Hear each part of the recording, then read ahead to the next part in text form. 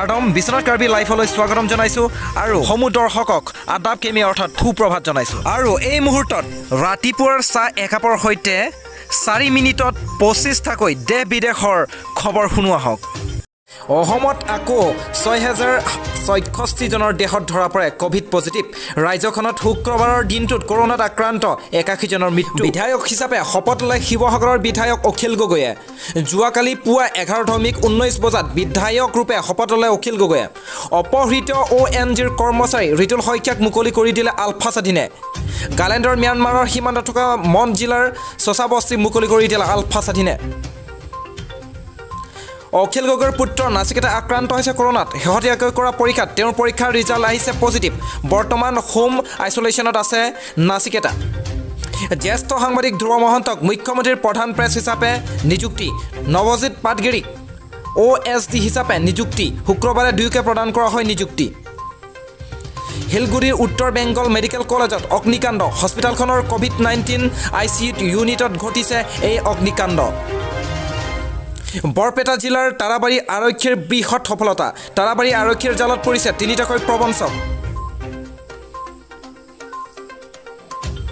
হঠাতে অভিযোগ উত্থাপিত হোৱা মানৱ অধিকাৰ ভংগৰ ঘটনাৰ তদাৰক কৰিবলৈ গোলাঘাট জিলাৰ দায়িত্ব প্ৰদান কৰা হৈছে বোকাখাটৰ প্ৰাঞ্জল গগৈক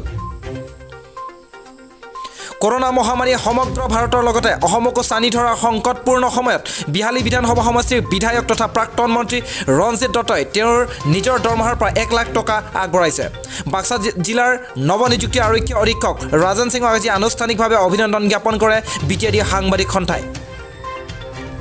মাজুলীৰ এজন বিশিষ্ট ক্ৰীড়া সংগঠনক সামাজিক কৰ্মী তথা বিজেপি দলৰ যুৱ নেতা বিতুপন দলে মুখ্যমন্ত্ৰীৰ সাহায্য পুঁজিলৈ আগবঢ়ালে 1 লাখ টকা মুম্বাইৰ ব্ৰাণ্ডাত আৰক্ষীয়ে গ্ৰেপ্তাৰ কৰে এজন লোকক লগতে জব্দ কৰে প্ৰায় 18 লাখ টকা মূল্যৰ ড্ৰাগছ হিমাচল প্ৰদেশৰ কুল্লুত নিহত 4জন শ্ৰমিকৰ এটা নিৰ্মীয়মান অট্টালিকা খহি পৰাৰ পাছত প্ৰাণ হেৰুৱাই লোককেইজন তেলেংগানাত আকৌ 3464 জন কৰোনাত আক্ৰান্ত ৰাজ্যখনত যোৱা 24 ঘণ্টা কৰোনাত আক্ৰান্ত 25 জনৰ মৃত্যু মধ্যপ্ৰদেশৰ ভূপালত অহা 31 মেলৈকে লকডাউনৰ সময়সীমা বৃদ্ধি কৰোনা পৰিস্থিতিৰ বাবে বৃদ্ধি কৰা হৈছে লকডাউন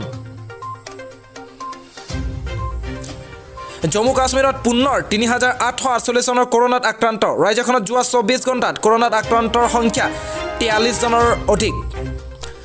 যোৱা 24 ঘণ্টাত তামিলনাডুত পুনৰ 36184 জনৰ দেহত ধৰা পৰে কোভিড পজিটিভ ৰাজ্যখনত এই সময়ছোৱাত কৰোনাত আক্ৰান্ত 467 জনৰ মৃত্যু গুজৰাটত যোৱা 24 ঘণ্টাত পুনৰ 4251 জন লোকৰ কৰোনাত আক্ৰান্ত ৰাজ্যখনত এতিয়ালৈকে কৰোনাত আক্ৰান্ত হৈছে 78471 জন লোক